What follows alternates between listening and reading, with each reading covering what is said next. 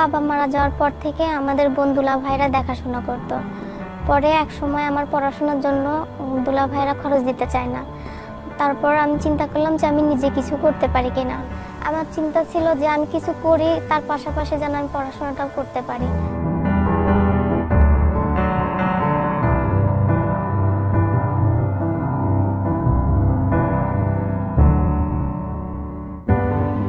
আমি ছাব্বির গার্মেন্টস বোরকা হাউস নামে এক দোকানে সেলসম্যানের কাজ করতেছিলাম।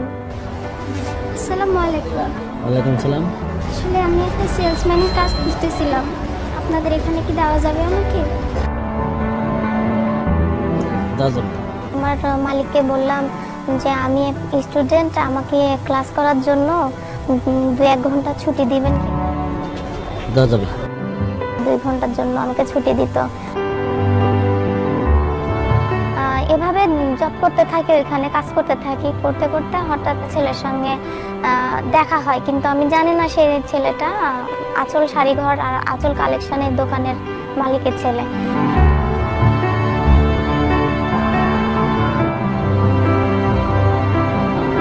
কিন্তু এর মধ্যে একটা ছেলে আমাকে ফোন দিত। মনে বলতেছে? হ্যাঁ করছি। আপনি কি করছেন? নাম বলা যাবে? নাম বললে যে তুমি আমার সাথে কথা বলবে না। আমার কাছে ওর পরিচয়টা বলতে চাইতো না।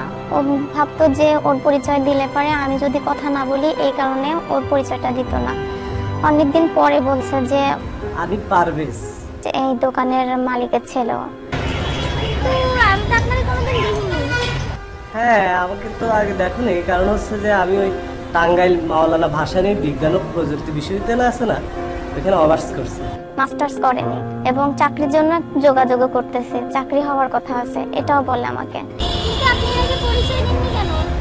দিনাই আসলে তুমি যদি আমার সাথে কথা না বলো। তারপরে ওর সাথে আমি কথা বলতে শুরু করি। আমি কথা বলতে বলতে এক সময় ওর সম্পর্কে জড়ায় গেছে।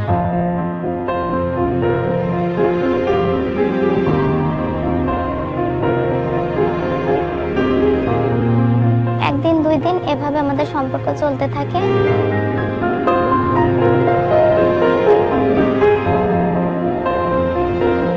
চাঁদ রাতে আমি চাকরিটা ছেড়ে দিই এবং ঈদের পরে আমাদের দুজনের দেখা হয়।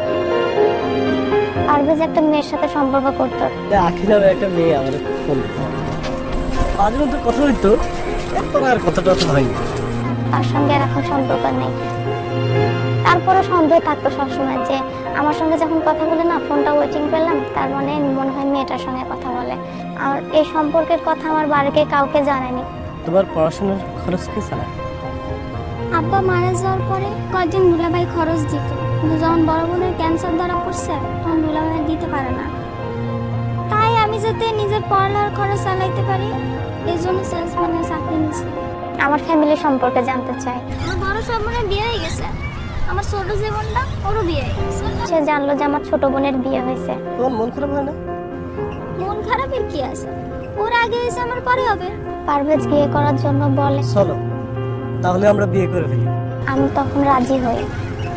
তোমার ফ্যামিলি দেখো, বাবা কুয়েতে থাকে, চাচাও বিদেশে থাকে, আর ছোট চাচা আছে দেশে। কিন্তু আমার চাচারা তো আমাকে দেখতে পারে না, আমার ভালো চায় না। আমি এখন এটা বলতে পারবো না। তো আমাকে বললো যে বাবা আসার পরে আমি এটা সবকিছু খুলে বলবো, তখন মেনে নেবে। এভাবে আমাকে সে বিয়ের প্রস্তাব দেয়। আমি তার বিয়েতে কথাতে রাজি ছিলাম না, একসময় রাজি হয়ে যায়। তো আমরা ঈশ্বরদীতে বিয়ে করি। তো ইকো গবেষণার গেটের সামনে গিয়ে আমি প্রায় আধা ঘন্টারও বেশি দাঁড়ায় আছি, আসে না। পরে দেখলাম 2টা ফ্রেন্ড সঙ্গে করে আমার কাছে আসলো। মানে ইয়াং ছেলে, সেটা যে কাজই হতে পারে আমি তো জানি না। একটা কাগজ আমার কাছে দিল, আর সে আমাকে সেখানে একটা সই করায়। তো আমি পারভেজকে বললাম তুমি সই করছো? হ্যাঁ আমি তো করেছি। পারভেজকে বললাম যে কি ব্যাপার, আমরা তো কবুল বললাম না। আরে এই যুগে কবুল টবুল বলতে হয় না, মেয়েও রাজি ছেলেও রাজি, মনের মিলটাই আসল কথা। তোমাদের বিয়ে হয়ে গেছে, আধুনিক যুগ তো, কবুল বলা লাগবে না। বিয়ের পরও কথা কম বলতো সে আমার সাথে। আমি বাসায় বসে বসে কাঁদতাম, আমার ফ্যামিলিকে আমি বুঝতে দিতাম না। ও এভাবে আমাকে সময় দেয় যে আমি আসবো, তুমি রেডি হও। আমি রেডি হতাম।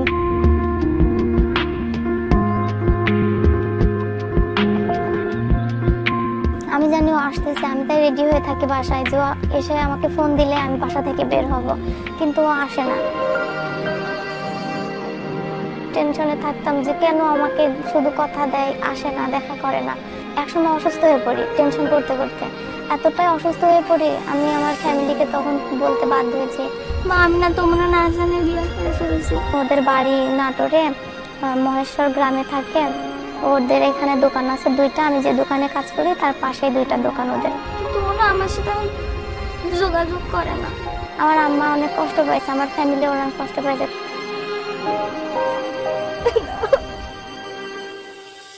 তো পরে ও আমার সাথে একদিন দেখা করলো। আমি বাড়ি থেকে বেরিয়ে এসেছি, ও বলতেছে যে আমি বাড়িতে আর যাবো না, রাগ করে চলে আসছি। আমার ঢাকা যেতে হবে, আমার একটা ইন্টারভিউ আছে। তো আমি বললাম তোমার কাছে তো টাকাও নেই, টাকা নাও। বলছে না টাকা লাগবে না, আমি আমার বন্ধুর কাছ থেকে টাকা নিয়ে আমি ঢাকাতে যাব, আমার এক ভাইবা পরীক্ষা আছে। ও জাতীয় বিশ্ববিদ্যালয়ের একটা শিক্ষা বোর্ডের বাইরে। তাহলে চল আমাদের বাড়ি যাই। সেদিনই আমাদের বাড়িতে ফার্স্ট যাওয়া, পারভেজকে নেওয়া।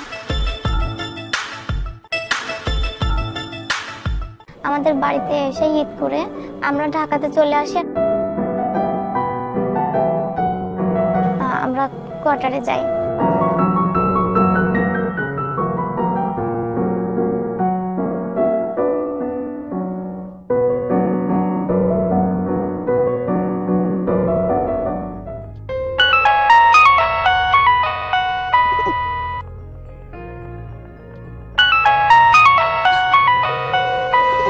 হ্যালো কান্দাফা, কেমন আছো?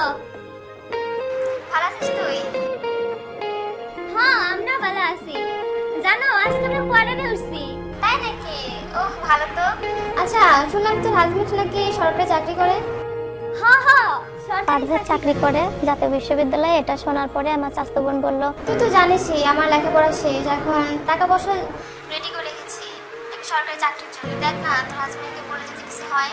ও আচ্ছা আমি কমানে। পারভেজ আমার সব কথাগুলো লাউড স্পিকার দিয়ে শুনতো। আমি কি বলি, আমার ফ্যামিলির কি বলছে, সেই কথাগুলো সবসময় সে জানতে চাইতো। কি কিছু করতে পারবে না? কোনে কিছুদিন পরে আমাকে বলল যে ত্রাণ ও দুর্যোগ মন্ত্রণালয় পরীক্ষা দিয়েছিলাম না, আমার চাকরির জন্য ডাকছে। কিন্তু তুমি না চাকরিতে জয়েন করেছো, তাহলে কি হবে? তাই তো। আচ্ছা তোমার না চাচাতো বোন সরকারি চাকরি করতে চাচ্ছে? হতো। চাইলে আমি কিন্তু ওইখানে চাকরিতে জয়েন করে দিতে পারি। তাহলে এটা তো খুব ভালো কথা, কিন্তু টাকা কত লাগবে? 1.5 লাখ টাকা দেওয়া হয়। চাচাতো বোনকে বলে যে রিসেন্টলি আপনাকে ভাইবাকে ডাকবে। পুরো 2 মাস আপু এভাবে ঘুরতে থাকে, ভাইবার ডেট বারবার পিছাইতে থাকে। তার মধ্যে হরতাল চলছিল। আপু ভাবতো যে অবরোধ চলছে, হরতাল চলছে, এই কারণে হয়তো ডেটটা পিছাচ্ছে। পরে আবারও পারভেজ আমাকে বলে যে মনি আমাদের জাতীয় বিশ্ববিদ্যালয়ে আমার কিছু নিয়োগ আছে। কাগজপত্র কালকের মধ্যে পাঠিয়ে দিবি, হ্যাঁ? না হলে দেরি হলে ঝামেলা হয়ে যাবে, বুঝছিস? আচ্ছা আচ্ছা ঠিক আছে, হ্যাঁ রাখি। কিসের নিয়োগের কথা করছো? ওই আমাদের অফিসে একটা পদ খালি হয়েছে তো। কিছু লোক নিবে, তো যারা শ্রমিক, যারা এখানে এমপ্লয়ি, তাদেরকে গোপনে আগে বলে দিচ্ছে যে আপনাদের কোনো কাছের লোক থাকলে আমাকে বলেন, তাহলে লোক নিবে। মামা দুলাভাই সবাই তো সরকারি চাকরি খুঁজছে। ও তাহলে একটা কাজ করো, ওদের কাগজপত্র পাঠিয়ে দাও। তাহলে কত টাকা লাগতে পারে? তো আমার বোনও এদিকে যোগাযোগ করতে থাকে, কাগজপত্র সব কুরিয়ার সার্ভিস করে পাঠা দেয়। তারপর ও টাকাও পাঠায় পারভেজের অ্যাকাউন্টে। তারপর আমার মামাও এভাবে পাঠায়। আমাকে একদিন বললো যে আগামীকাল তো নির্বাচন, আবার কয়েকজনকে ডাকছে, কি জন্য? কাজ আছে। তুমি একটা কাজ করো, তুমি তোমার আপুর বাসায় যাও, আমাকে আজকে রাত্রে ডাকছে। আমি থাকি বাসায়। তুমি একা কি করবা? আমি থাকতে পারবো না। তুমি যাও, আমি তোমার নির্বাচনের পরে নিয়ে আসবো। 4 তারিখে রাত্রে গেলাম, 5 তারিখ থাকছি, 6 তারিখ থাকছি। আমি ওকে বারবার ফোন দিয়ে কি ব্যাপার, নির্বাচন তো হয়ে গেছে, ও আমাকে নিতে আসলো না। পরে আমি একাই বাসা চলে গেছি, গিয়ে দেখি ও ঘুমাচ্ছে। ও যখন অফিসে যেত না, দেরি করে ঘুমিয়ে থেকে উঠতো, তখন আমি জিজ্ঞাসা করতাম যে তুমি 10টা 11টা বেজে যাচ্ছে, অফিসে যাবো না? ও আমাকে বলতো আমার অফিসের ডাক্তার নোমান স্যার আছে না, খুব ভালো মানুষ, আমার খুব হেল্প করে, বুঝছো? এবার যাও। তো অফিস আদালতের ব্যাপারে আমি খুব কম কথা বলতাম, অনেক কিছু আমি ওকে জিজ্ঞাসা করতে গিয়ে পারতাম না। আমি ওর অফিসে যেতে চাইতাম। চলো না, আজকে আমি তোমার সাথে তোমার অফিসে যাবো। তুমি না আইডি কার্ড হারিয়ে ফেলছো, আইডি কার্ড উঠানোর পরে তারপর তোমার নিয়ে যেতে পারবো। তো আমি বললাম, কেন আইডি কার্ড লাগবে কেন? জাতীয় ভার্সিটিতে ঢুকতে হলে আইডি কার্ড লাগে, বুঝছো? শুধু একটা জিনিস বুঝতাম যে ও হয়তো অফিসের ঝামেলা নিয়ে আছে, যেগুলো আমাদের বোনদের জব টব দেওয়ার কারণে অফিসে হয়তো বেশি সময় দিচ্ছে। বোনদের কাছেও টাকা চাওয়ার বিষয়ে আমাকে বলতে বলতো। মানে তোর ভাই বোনেরা দুলাভাই এরা টাকা পাঠাতে দেরি করতেছে কেন? তাহলে করে কিন্তু ঝামেলা হয়ে যাবে। তাহলে এখন কি করবা? তাকে বলো যে তাড়াতাড়ি বাকি টাকাটা পাঠিয়ে দেওয়ার জন্য। আইসা আমি কবানে। Hello hello. আমি তখন বলে দিতাম, ওরা টাকা পাঠিয়ে দিত। কিছুদিন পর পর আমার সিম চেঞ্জ করে দেয়, এটা আমি কখনো বুঝতে পারতাম না কেন চেঞ্জ করে দেয়। ও আমাকে খুব সময় দিত না, বাসাতেও থাকতো না, অনেক রাত্রে আসতো বাসায়। তুমি না 10টার সময় মাত্র আইলে, আবার কই যাও? বললো কি আমার ফ্রেন্ডরা একটু ডাকতেছে, তাদের সঙ্গে দেখা করে আসে। তুমি ঘুমাও, আমি আইতেছি। হ্যাঁ, বাইরে থেকে নক করে দিয়েছে। আমি বলছি কেন? একটু দেরি হইতে পারে। বাইরে থেকে তালা দিয়ে চাবিটা নিয়ে ও বাইরে গেছে।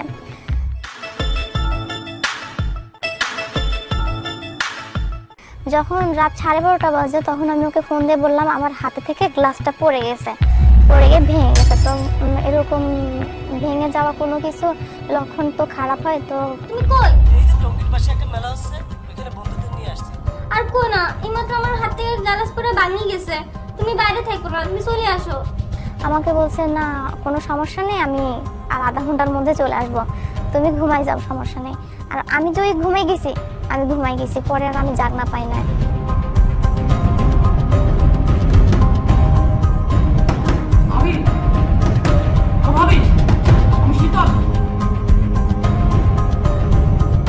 সেই মুহূর্তে ওরই এক ফ্রেন্ড এসে দরজা ধাক্কাচ্ছে। সকাল তখন 7:30 বাজে। আপনার ভাই কোনে? আপনার ভাই তো আপনাদের সঙ্গে গেছে। ভাইজান তো থান নিছে কে? গত রাইতে ভাইজানের কাছে আইডি কার্ড আছে না, তাই পুলিশ অ্যারেস্ট করে নিয়ে গেছে। অনেক তর্কাতর্কি হয়েছে। ভাবি আপনার এখানে কি আইডি কার্ড আছে? ভাই আপনি এখানে দাঁড়ান, আমি কাটতে লাগছি।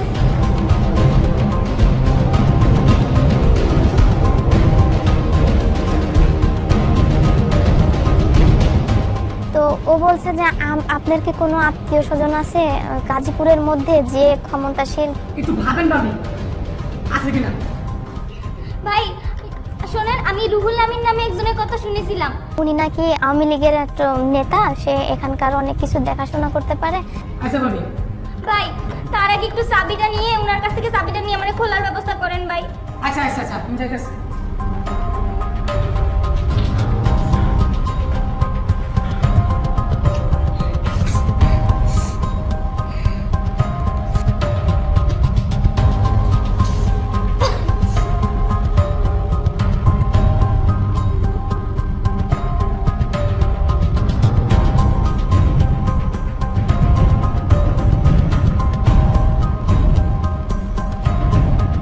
আখি রাত্রে কন্টাকে পাইনি, ও সকালবেলা চলে আসছে যখন জানতে পারছে যে পারভেজের এই ঘটনা।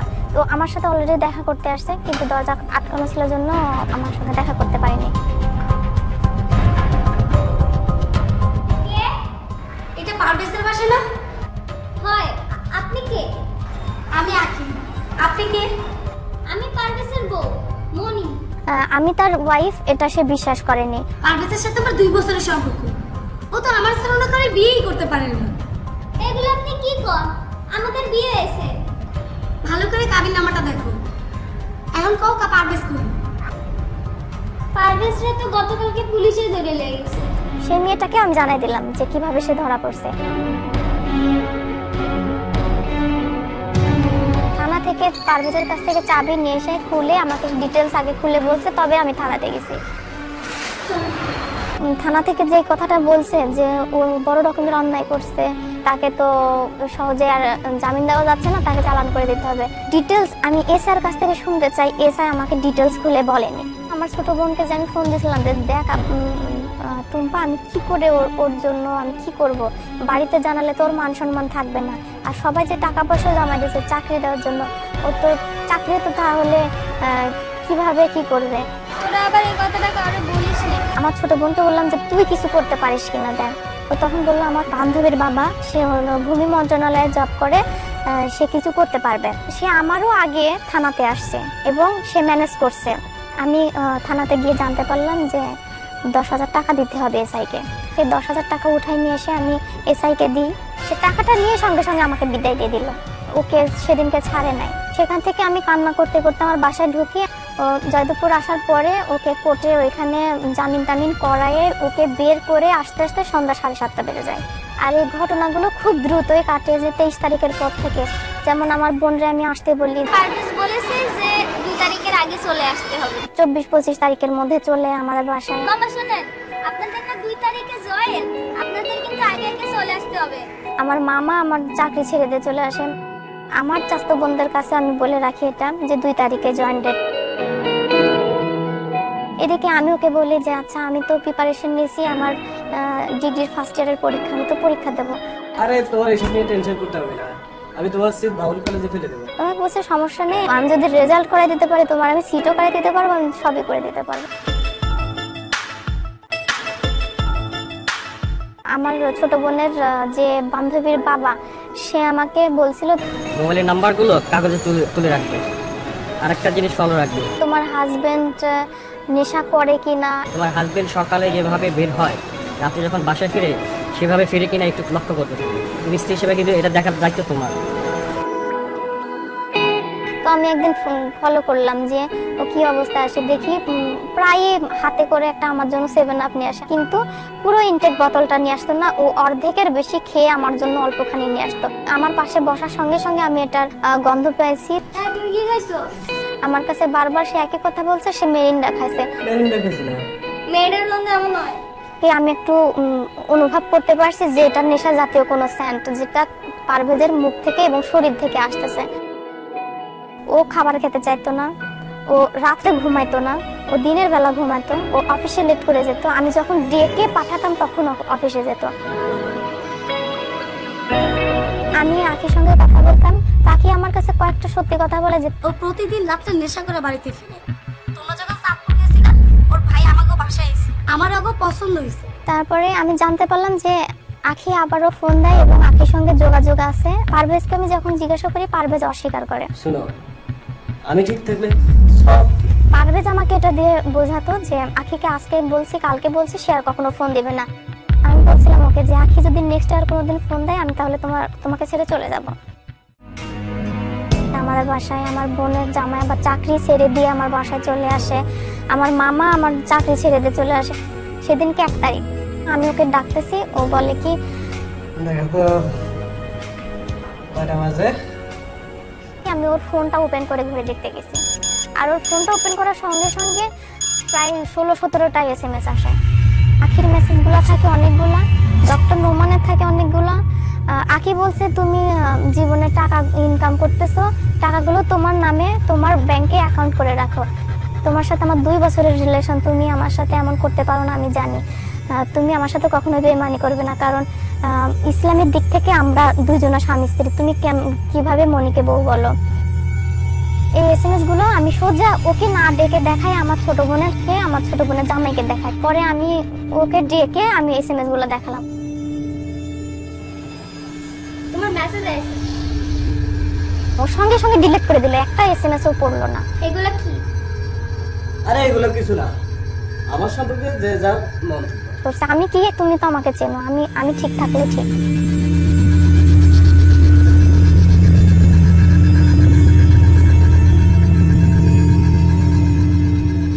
তারপর আমি মেনে নিলাম। ওর খাবার আমি ওকে রেডি করতে গেছি, দেখি যে এই মুহূর্তে ঘুম থেকে উঠে বেলকুনিতে দাঁড়িয়ে দরজাটা বন্ধ করে দিয়ে ও কথা বলছে। কোথাও দেখা করি। কার সাথে কথা বলছো? ফ্ল্যাশব্যাক কাস্টমার কেয়ারে তোমার বিশ্বাস হচ্ছে না? আমি এটা আবার বিশ্বাস করলাম।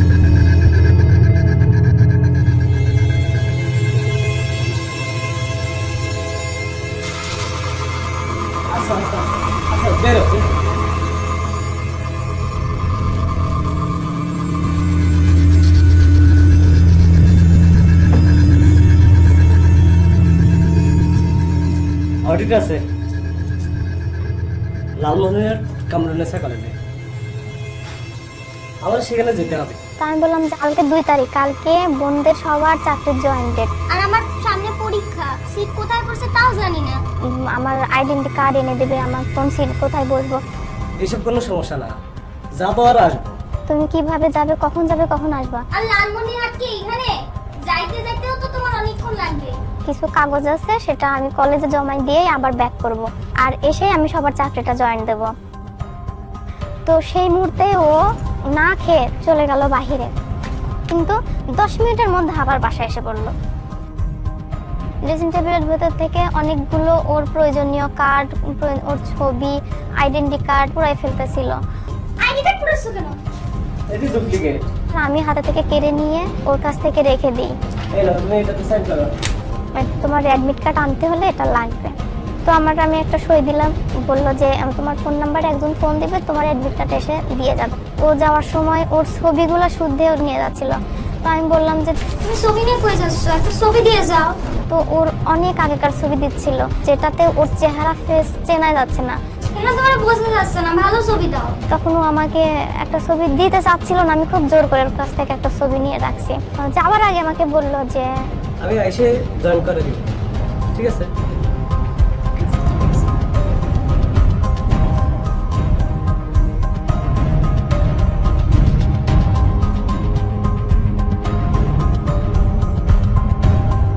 সে যে চলে গেল, বাসায় যাওয়ার আগ থেকে আমার কেমন অস্থিরতা কাজ করতেছে, আমি মানে শান্তি পাচ্ছি না।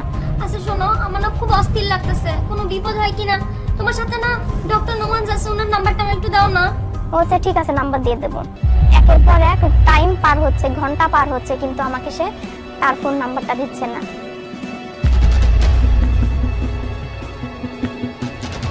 বাসা থেকে বের হওয়ার পরপরই আমি শুধু বারবার ওটা ফোন দিচ্ছি। রাত 11টা 11:30টার দিকে ফোন দিয়ে জানালো, মনি আমি অ্যাক্সিডেন্ট করছি। বরগুনা জেলার মধ্যে আছি। তুমি বরগুনা গেছো কে? তোমার না লালমনিরহাট যাওয়ার কথা ছিল।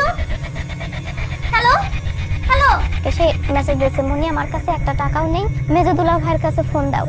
সে টাকা পাঠাচ্ছে, চাইলেও টাকা দিচ্ছে না কেন? ও বরগুনা হসপিটালে আছে, ওর টাকা নাই। আমি বলছি আমি আসতেছি, তুমি বরগুনা কেন গেলা? তুমি তো বরগুনা তো এদিকে, তুমি তো লালমনিরহাট যাচ্ছ। পরে আবারও তখন মেসেজ চেঞ্জ হয়ে গেল, মেসেজের ভাষা। তখন আমাকে দিল যে লালমনিরহাট, সেখানে আমি আছি। তখন আমার পাশ থেকে আমার মামা আর আমার বোনের জামাই বলছে, ব্যাপারটা তোমার কাছে ফাইন লাগতেছে না, তাই তো তোমারে বলতো তুই যাচ্ছে। পারভেজ তোমাকে মিথ্যা কথা বলতেছে, কারণ ও একবার বরগুনা বলছে, একবার বলছে লালমনিরহাট। যে এই দেখো বরগুনা কোথায় আর এই দেখো লালমনিরহাট কোথায়। তখন আমি সন্দেহ করলাম, চিন্তা করো, এই ফোনগুলো এই লালমনি। তখন আমি মিলাই দিলাম যে নিশ্চিত টাকা নিয়ে পালাইছে। আমার কাছ থেকে টাকা লয়ে গেছে। আমার মেজদুল্লাহ ভাইয়ের ছোট বোনের জামাই গাইবান্ধা থানার ওসি, সে খোঁজ নিল যে কোনো রকমের অ্যাক্সিডেন্টই হয়নি, কেউ মারা যায়নি।